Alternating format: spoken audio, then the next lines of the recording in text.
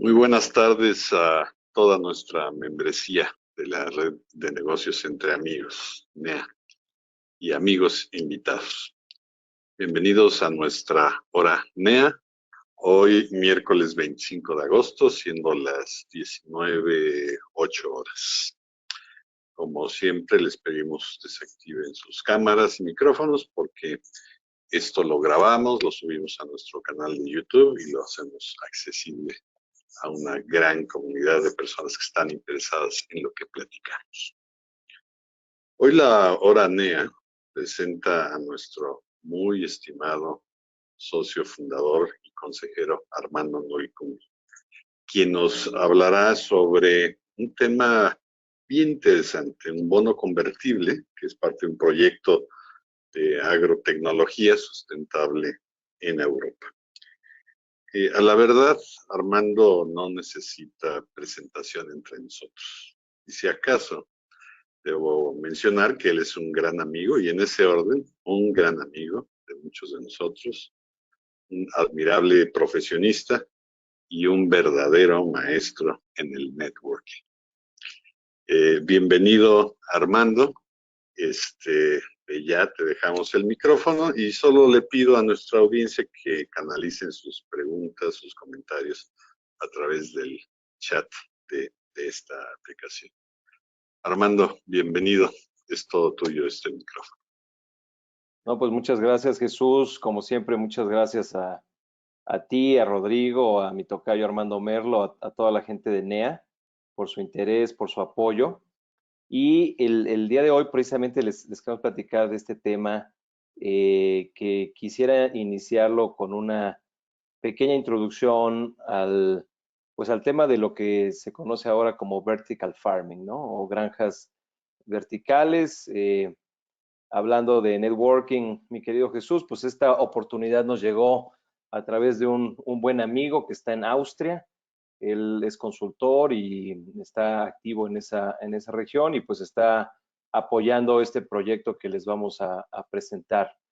Pero antes de entrar al proyecto, me gustaría comenzar platicando y dándoles un poco de antecedentes de esto que se conoce como granjas verticales o vertical farming. Y aquí la oportunidad que yo veo para NEA y bueno, para inversionistas mexicanos en general, es que esto es como estar platicando del Internet en 1992, ¿no? Justo antes de que se volviera una tendencia global y que explotara, ¿no? Es como estar hablando de e-commerce en 1992, 1994. ¿Y en qué consiste las granjas verticales? Es básicamente el realizar cultivos de ciertas plantas o de ciertas hortalizas, etcétera, en edificios o rascacielos, ¿no? De hecho, en Estados Unidos, si ustedes se meten a Google, pues obviamente está ya el término vertical farming, hay muchísima información, y hay otro término que se llama farm scrapers, ¿no? Que es convertir a los rascacielos, los skyscrapers, en granjas verticales, ¿no? Básicamente es un concepto como lo que conocemos como invernaderos, utilizando mucha de la tecnología que los invernaderos ya usaban o han usado durante mucho tiempo, y también incorporando nuevas tecnologías que se han ido desarrollando en los últimos 10, 15 años, ¿no?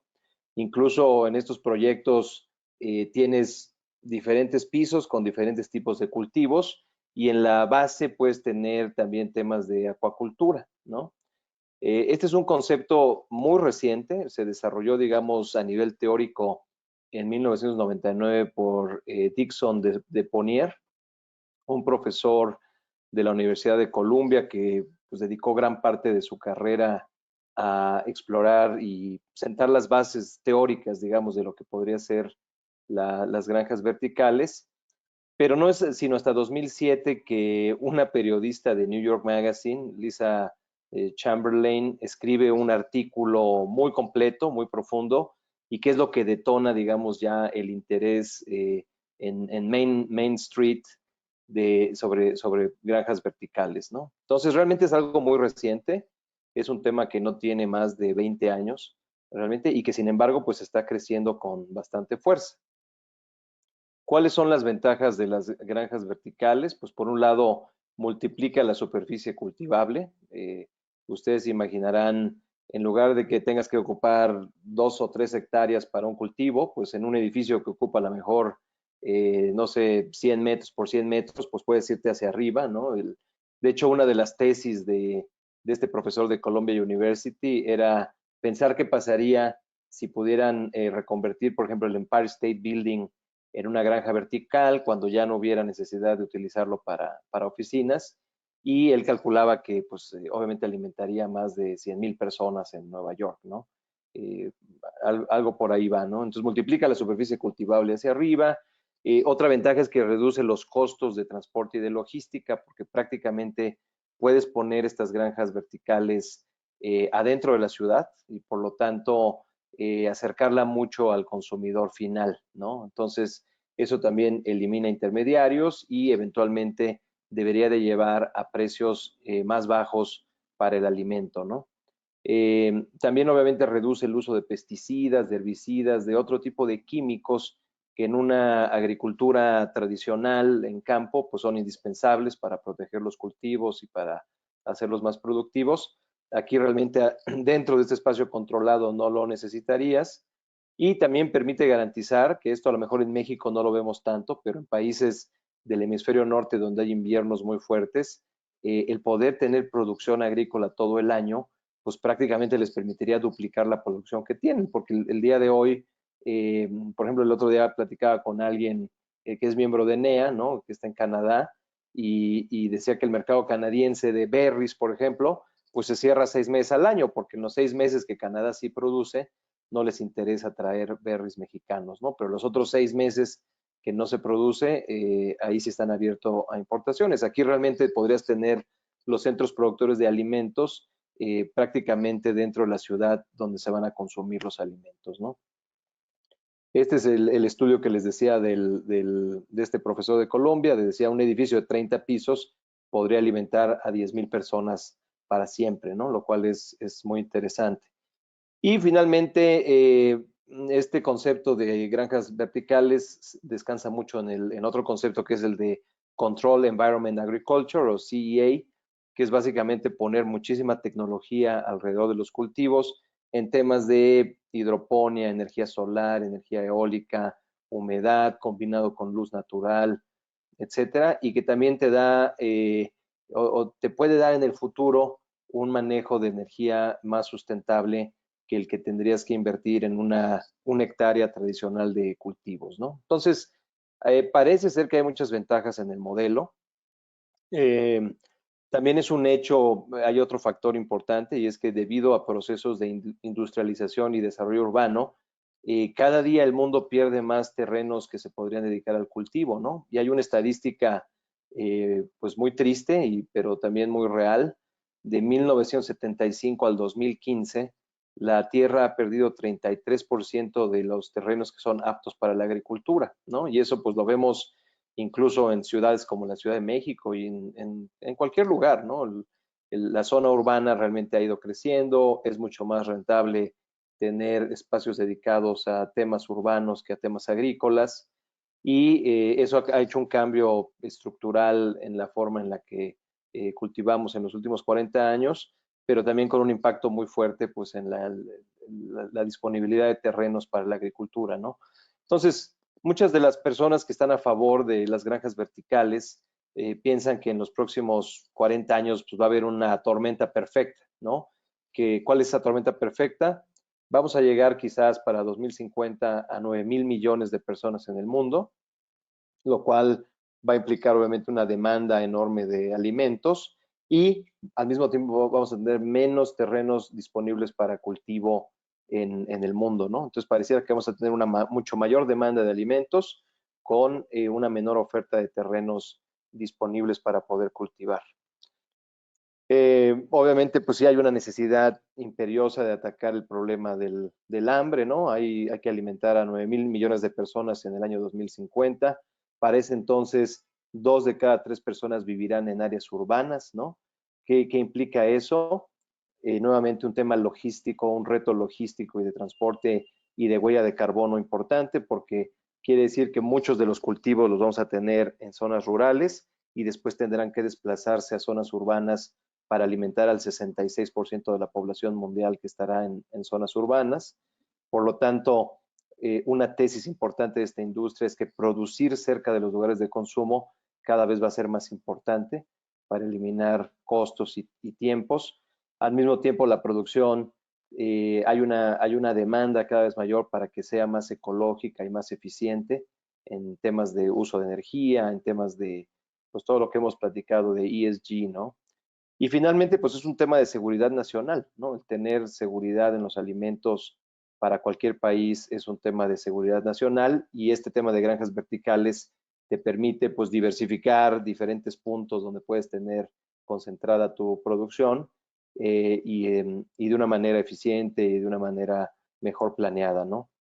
Incluso yo estaba revisando para hacer esta presentación, si ustedes se meten a la página web del USDA, que es el Departamento de Agricultura de Estados Unidos, y del Institute for Food and Agriculture, por ejemplo, los dos tienen programas de fondeo para empresas pequeñas y medianas que quieran establecer granjas verticales, ¿no? Entonces es un tema en el que el gobierno de los Estados Unidos ya le está metiendo dinero para tratar de incentivarlo.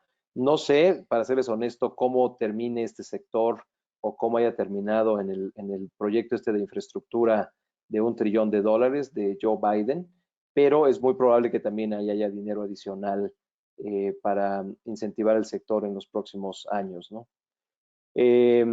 Otro dato que sustenta la tesis de esta industria, pues hay un índice que se llama el Global Hunger Index, ¿no? O el índice del hambre global, y que mide el impacto que tiene el hambre en diferentes países. Esto lo he ido midiendo ya en los últimos 20, 30 años.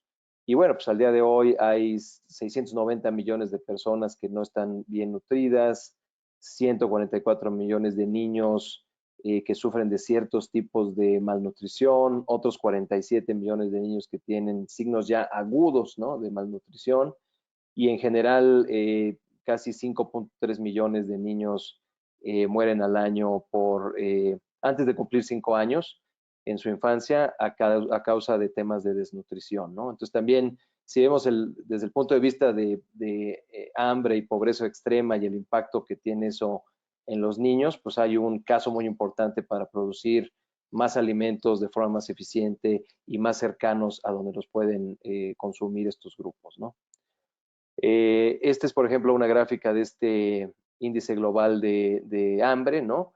Obviamente las áreas con mayores problemas en cuanto a desnutrición, mala nutrición o muerte infantil por desnutrición, pues es obviamente África, ¿no? África en toda la parte subsahariana, el sureste asiático, y bueno, de ahí va disminuyendo hasta Europa y Asia no tienen tanto problema, pero incluso las zonas que parece que no tuvieran problemas, pues sí lo tienen, ¿no? O sea, todas tienen alguna línea negra o alguna línea gris o alguna línea blanca, independientemente de qué tan grave o qué tan no tan grave sea el problema, es una problemática que está en todos los continentes y yo les diría, incluso en países ricos como Estados Unidos, también hay este tipo de temas, ¿no? ¿Qué pasa en cuanto al sector? Las empresas que hoy están compitiendo en el tema de granjas verticales, es un sector que ya existe en Estados Unidos, ya está en crecimiento, ha tenido un crecimiento de ventas del 24% en promedio del 2018 al 2021. Hoy ya es una industria de 3,000 millones de dólares. Sin embargo, si lo comparamos con el tamaño de la industria de frutas y vegetales tradicionales, es de 104 billones. Entonces, ahí es donde está el potencial de crecimiento para esta industria, ir agarrando market share de lo que se produce por métodos tradicionales de frutas y vegetales y pues hay un potencial muy importante para sustituir, digamos que compras en ese sector, ¿no? Ya hay algunas empresas líderes, estuve investigando y hay por lo menos 8 o 10 que ya son fuertes, algunas ya cotizan en bolsa, ¿no? Aquí les presento 4 de las más importantes. Una es AppHarvest, que esa ya está en el Nasdaq, aquí trae una capitalización de mercado como de 780 millones de dólares. Scotts Miracle Grow, también ya está en la bolsa, esa es 10 veces más grande, esa ya está con un valor de mercado de casi 9,000 millones de dólares. Cubic Farm Systems es mucho más pequeña, de hecho cotiza en la bolsa esta como de empresas súper chiquitas, tiene 152 millones de dólares de capitalización de mercado, y hay otra que parece que es la líder y que muy probablemente en los próximos meses o semanas vamos a escuchar de su IPO, que se llama AeroFarms. AeroFarms han estado ya a punto de salir al mercado varias veces. Hubo un SPAC, que son estos vehículos de propósito especial que han causado mucho revuelo en los últimos 2 años en Estados Unidos porque han hecho inversiones en muchos sectores. Parece que un SPAC ya le metió lana, parece ser, le metió más de 1,000 millones de dólares, creo que 1.3 billones de dólares. Y eso fue a principios de este año y probablemente antes de que cierre 2021 estaremos viendo el IPO de AeroFarms, ¿no? AeroFarms parece ser que es de las más exitosas en el sentido, digamos, que ha tenido muy buena cobertura en medios de comunicación, han ganado algunos contratos muy interesantes con algunas ciudades grandes en Estados Unidos para proveer alimentos y tienen ya operando la granja vertical más grande del mundo, ¿no? Que está en Nueva Jersey. Entonces, pues AeroFarms es una empresa que hay que seguir de cerca, ¿no? Ahora, pues obviamente pues es una industria que tiene sus riesgos también, no todo es color de rosa como es normal en los negocios. Es una industria que está todavía en una etapa muy temprana, una etapa, yo les diría también como todavía de innovación, de integración tecnológica y de ver cuál es el modelo de negocio que realmente va a funcionar, ¿no? A pesar de que yo estaba viendo que hubo la primera empresa pública de vertical farming en Estados Unidos salió a la bolsa en el 2004. O sea, realmente ya hay un track record de empresas que buscan inversiones en la bolsa y estas que les mencioné, que ya son los jugadores más grandes, pues han salido o son empresas que se iniciaron en 2010, 2011, 2012, ¿no? Entonces, pues sí, ya tienen años de experiencia, pero aún así sigue siendo una industria en una etapa muy temprana, lo cual es bueno y malo, ¿no? Porque también invertir en una industria que ya está madura, pues los rendimientos son muy diferentes. Como ustedes saben, hay una relación divina entre el riesgo y el beneficio. Y bueno, precisamente si queremos mayores beneficios, tenemos que entrar a industrias en estas etapas iniciales donde hay un poquito más de riesgo, pero también más posibilidades de crecimiento exponencial. El otro riesgo normal en este tipo de industrias pues, es la rentabilidad, ¿no? Como les decía, están buscando todavía ver cuál es su modelo de negocio, cuál es su estructura de costos que los haga sustentables en el largo plazo. Muchas de ellas están en la misma paradoja que estaría un Tesla, ¿no? El día de hoy, en el sentido de que al principio del negocio tienes costos de inversión, costos de tecnología, costos de investigación y desarrollo muy altos, con una demanda muy baja, entonces pues, tienes muchísimas pérdidas al principio, pero si eres paciente y te juega bien el modelo, dentro de algunos años estás en el escenario opuesto, ¿no? Que ya no tienes que invertir tanto, entonces tus costos bajan al mismo tiempo que tu demanda, tus niveles de venta, tu market share sube, y entonces ahí es donde quieres estar dentro de algunos años, ¿no? En esa parte de la curva. El modelo es muy dependiente en tecnología, ¿no? Un día sin electricidad para ellos es totalmente devastador. Obviamente se pierden cosechas, se pierde producto. Eso me pone a pensar, por ejemplo, si en México algún día podríamos tener una granja vertical con los temas que nuestra CFE tiene aquí con bastante frecuencia. Entonces, esa dependencia en tecnología pudiera ser una desventaja. La polinización es manual y este es un tema que yo no conocía, pero digo, obviamente, pues todos sabemos que en los cultivos el papel que juegan los insectos es muy importante por temas de polinización, por temas de llevar, digamos, pues las semillas y otros componentes entre flores, entre cultivos, y eso en un ambiente controlado no lo puedes tener, ¿no? Lo tienes que replicar a través de tecnología, hacerlo de forma manual, y es uno de los rubros de mayor costo que está pegándole al modelo actualmente, ¿no? Entonces, seguramente la solución será encontrar una solución tecnológica que permita hacer esto de forma más eficiente y menos costosa, Pero el día de hoy, si ustedes ven el estado de resultados de unas de estas empresas, el costo de la polinización es un tema que le está pegando en el bolsillo a los inversionistas porque tiene que ser manual y también nunca va a ser tan bueno como el trabajo que hacen los insectos realmente, ¿no? Bueno, y finalmente otro riesgo, pues es el propio proceso de destrucción creativa. No sabemos quién será el jugador ganador, ¿no? Entonces, ¿con quién invertir ahora?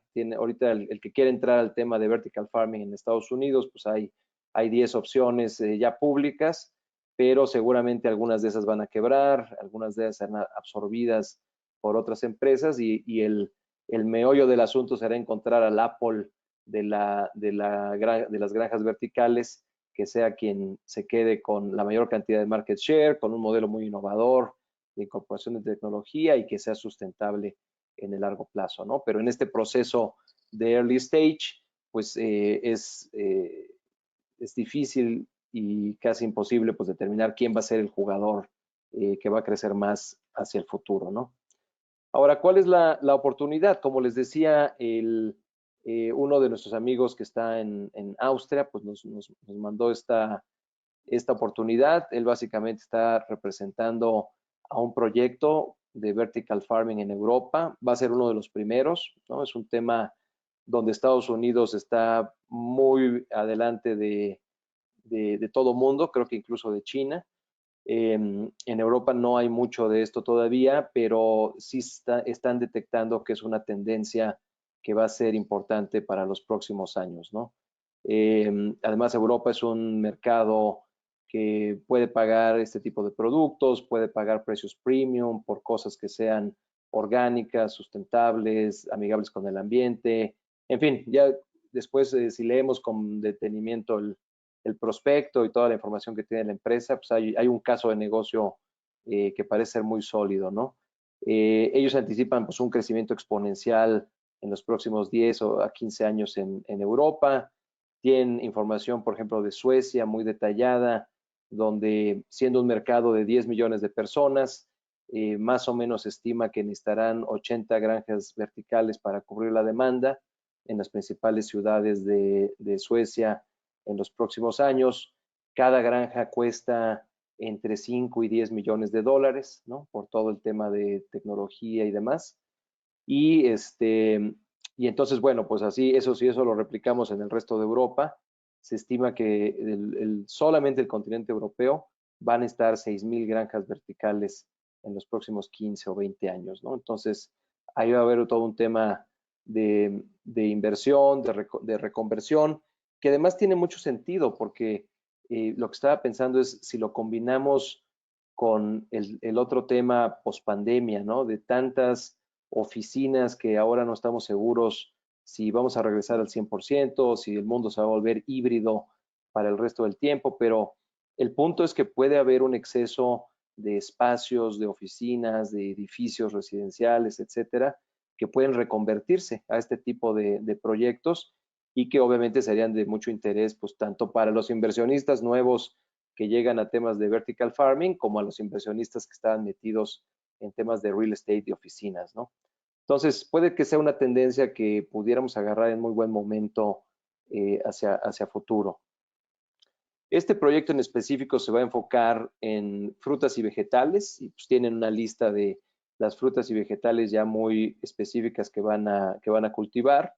Pero también no se queda ahí nada más, ¿no? También van a desarrollar productos de mayor margen de utilidad, como salsas, jugos, ensaladas ready to eat, ¿no? Entonces, realmente ellos mismos se van a integrar horizontalmente para ser propios clientes de lo que produce la granja vertical, empaquetarlo de otra forma, añadirle un poco de valor y venderlo con un mayor margen, ¿no?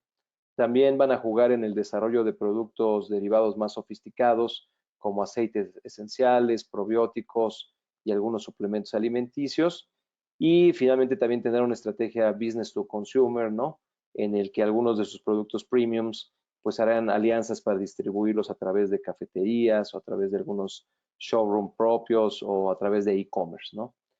La operación realmente va a comenzar con 2 granjas que ya están con cierto grado de avance. Una está en Holanda y la otra va a estar en España.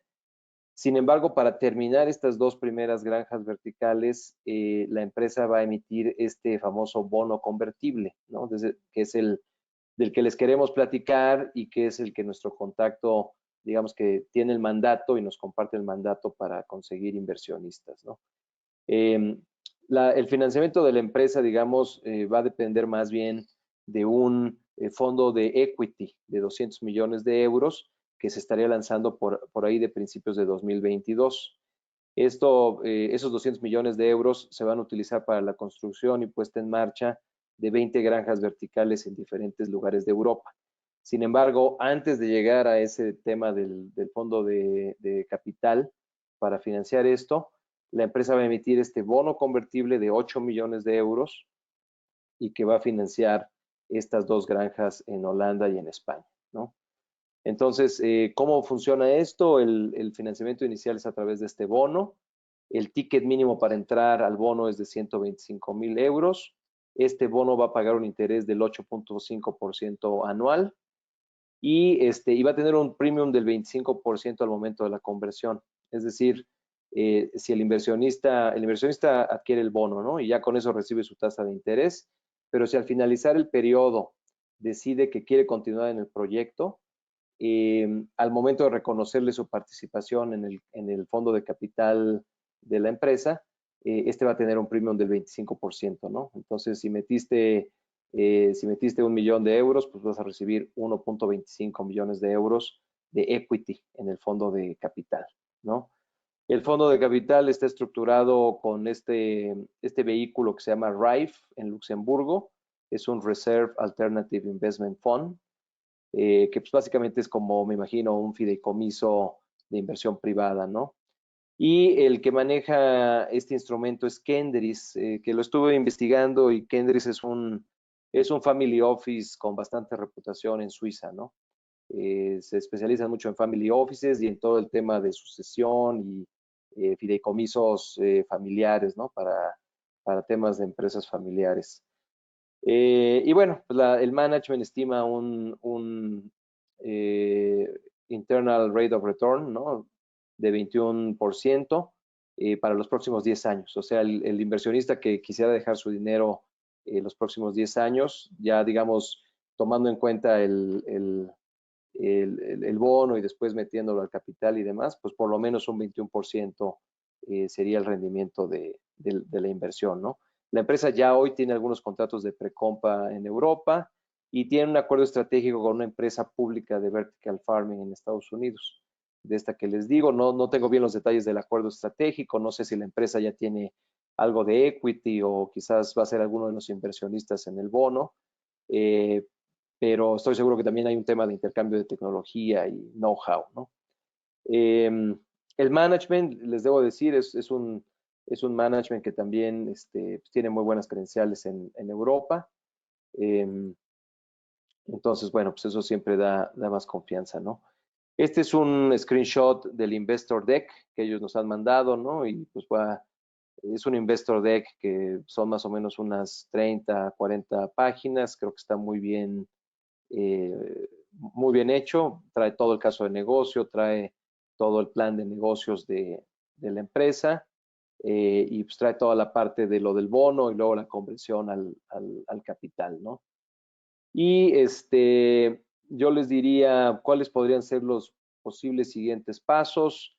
Pues esto está muy dirigido obviamente a inversionistas individuales o a family offices que quisieran invertir, también inversionistas institucionales, ¿no? Quizás, si es que sus estatutos se los permiten.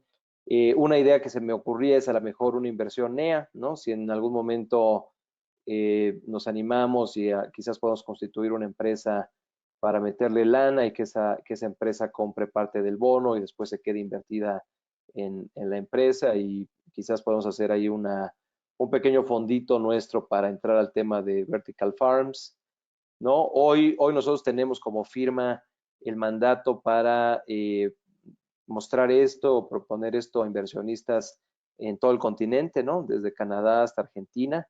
Entonces, también la puerta está abierta si en algún momento conocen a algún inversionista en otro lugar de Sudamérica, de Norteamérica, de donde sea, podemos podemos platicarlo.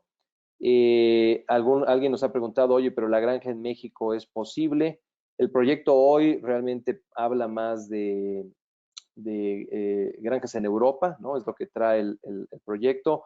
Sin embargo, lo que dice también el management es que si alguien hace una inversión suficiente como para casi financiar en su mayoría la granja y quiere que la granja vertical esté en algún lugar de México, es un tema que totalmente están abiertos a platicar, ¿no? O sea, si en algún momento el inversionista dice, oye, pues a ver, yo pongo 4 o 5 millones de euros, me interesa, pero quiero que la granja esté en Guadalajara o esté en Monterrey o cerca de alguna zona urbana o en la Ciudad de México, se puede platicar, ¿no? Y bueno, los siguientes pasos, pues si alguien está interesado, obviamente habría que firmar un NDA para que les podamos compartir este investor deck, este prospecto que ya está armado. Podemos tener una llamada con nuestro contacto en Europa, ¿no? Él tiene mucha más información sobre el proyecto y ha estado muy metido en todo el tema del desarrollo del plan de negocio, las proyecciones, etcétera. Y también, si la situación lo amerita, se puede organizar una llamada con el management team. El management team, yo les diría, es obviamente europeo, principalmente alemán, austriaco, holandés. Y ya en su momento les presentaría las credenciales, pero pues es gente que ha estado metido en este sector, muy conectados en Europa y creo que pues, tienen todo para hacer de esto un proyecto exitoso, ¿no? Pues nada, ese es básicamente lo que tenemos. Yo les diría, me gustaría mucho, son las 7:40, me gustaría mucho dejar 10, 15 minutos para platicar, preguntas que pudieran tener y si quieren después también podemos hacer un poco de small talk, que como decía Rodrigo es muy importante. Pero muchísimas gracias por su atención y podemos platicar dudas o inquietudes. Gracias, gracias Armando.